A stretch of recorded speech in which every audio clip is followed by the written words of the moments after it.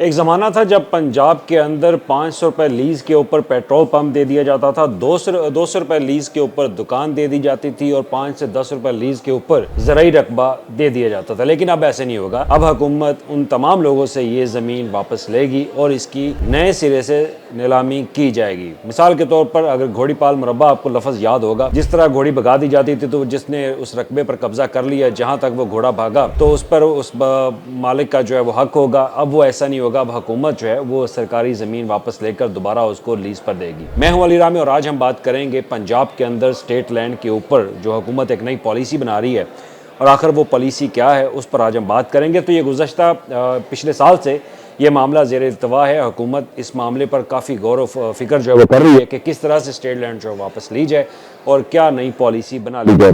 तो वो पॉलिसी का जो लीगल फ्रेमवर्क है और इसके तमाम तर जो TORs हैं और जितने भी फीचर्स हैं उसके, वो मेरे पास मौजूद हैं इस वक्त।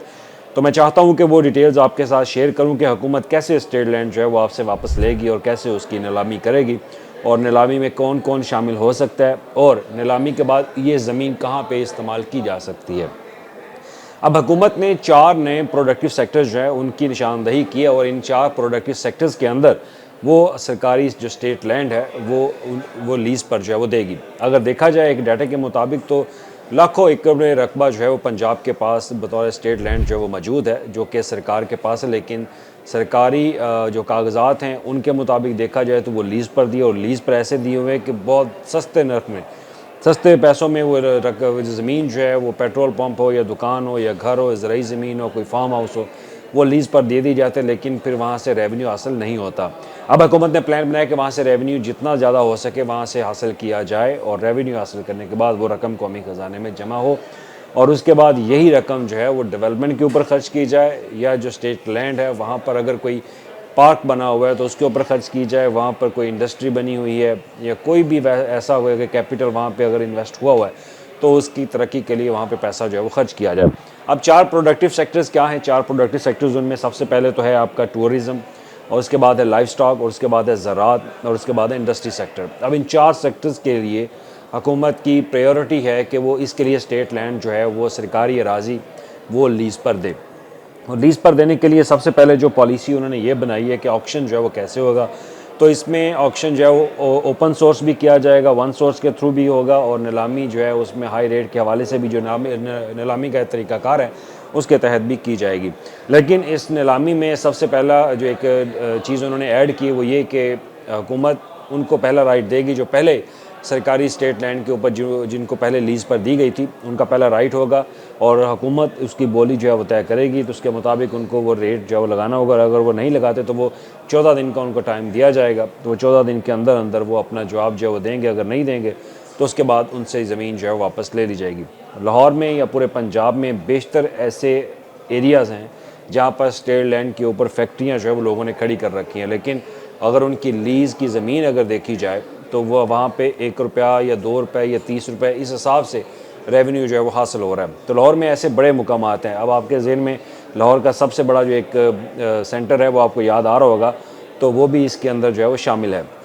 और उसके बाद ये क्योंकि मामला जो है वो असम्बली के अंदर भी ठहराया गया कि कितनी स्टेट लैंड और वहाँ से कितना रेवेन्यू आ रहा है, तो उस पर होशरबा इंकशाफात जो है वो हुए और उसमें लाहौर का जो जिम खाना है इसका भी तज़किरा जो है वो किया गया। तो अब हुकूमत इनको जहाँ पे तो इंफ्रास्ट्रक्चर खड़ा हो चुका है उनकी रीस्केड्यूल करेगी। वहाँ पे उनके अगर ये कहा जाए कि वो मसमार किया जाएगा, ऐसा कुछ नहीं होगा। उनको रीस्केड्यूल करके नीलामी जो है वो की जाएगी ताकि अच्छा खासा रेवेन्यू जो है वो वहाँ से आ सके। और उसके बाद तरीक़ाकार है जी कि आपका जो अप्लाई कौन कर सकेगा।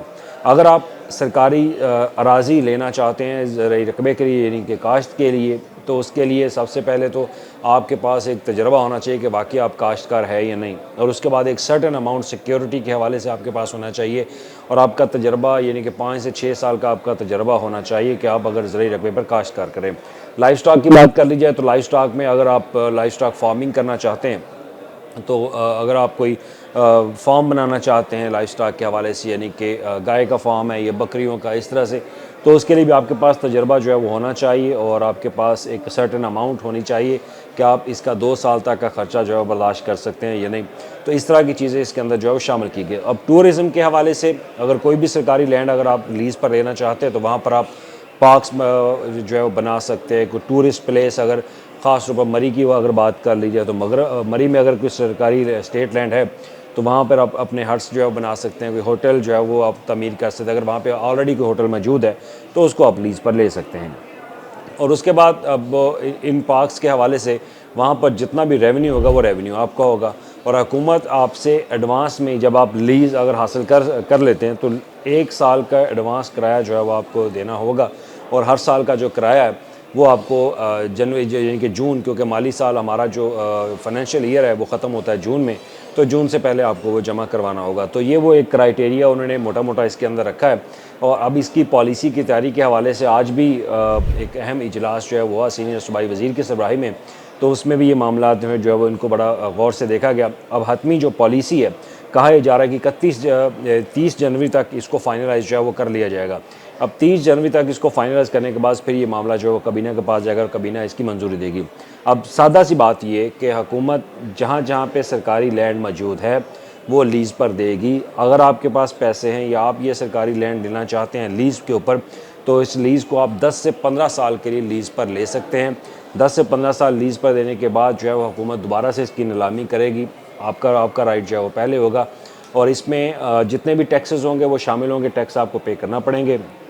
और अगर आपने कोई गलती की या मिसमैनेजमेंट की, मिसयूज़ किया लैंड का, सरकारी कागजात में जब नीलामी होती है तो आपने अगर कोई कहा है कि मैं इसको लाइफ स्टॉक के लिए यूज़ करूँगा लेकिन आप किसी और मकसद के लिए यूज़ करें तो आपकी लीज़ कैंसिल हो जाएगी। तो आपकी जितना भी आपके अगर सिक्योरिटी डिपॉजिट भी जमा करवाया होगा तो वो भी आपसे वापस ले लिया जाएगा, यानी कि वो आपको वापस नहीं दिया जाएगा। इस तरह की कड़ी शराइत जो है वो रखी गई और फिर ज़िली सतह पर कमेटियाँ भी बनाई जाएंगी। कमेटियाँ मॉनिटर भी करेंगी। मॉनिटरिंग वाली कमेटी जो है वो आपको महीने में 2 या 3 दफ़ा वो जाके चेक करेगी क्या है जिस मकसद के लिए आपने लीज़ पर ज़मीन ली है क्या उसी मकसद के लिए आप इस्तेमाल कर रहे हैं या नहीं। तो इस तरह की चीज़ें जो है वो इसके अंदर रखी गई हैं।